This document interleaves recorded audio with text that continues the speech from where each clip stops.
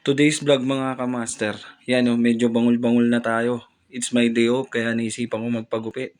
Para umayos yung buhok natin, hindi yung mukha ah. Ha, let's go. Welcome vlog, welcome to my guys, pa-follow and share naman po mga kamaster. Let's go! Nandito na tayo sa Red Barbershop located at Bunahan, Bukig. Hinihintay natin yung ginugupitan. Ka-brother ko yan, from CRB Palatong Chapter, yung nagugupit. Classmate ko pa yan.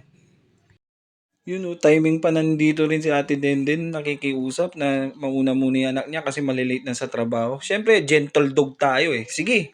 Yun na nga, pinauna ko na yung anak ni Mama Denden. Yan, yung poging-poging barbero na yan, si Samboy de Guzman.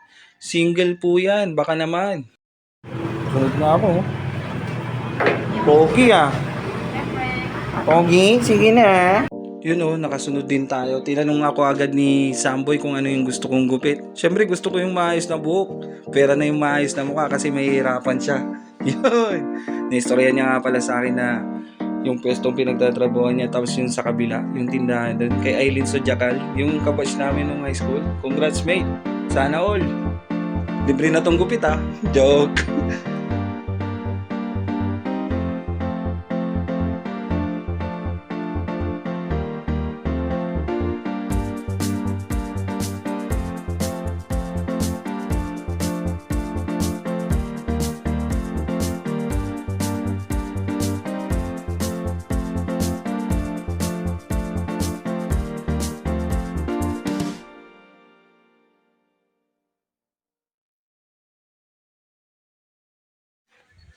Malapit na tayong matapos. Sabi nga pala ni Samboy, wag ko daw siyang isama. Hindi pwede, boy. Ang importante, mahalaga. Ba't ka mahiya?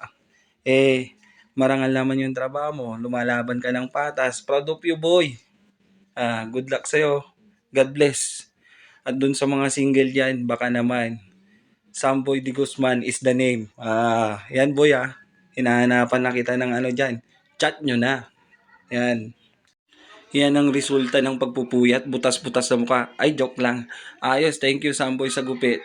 Thank you, thank you. Congrats, Aileen Sodjakal. Nakaka-proud kayo. Good luck and God bless. Thank you.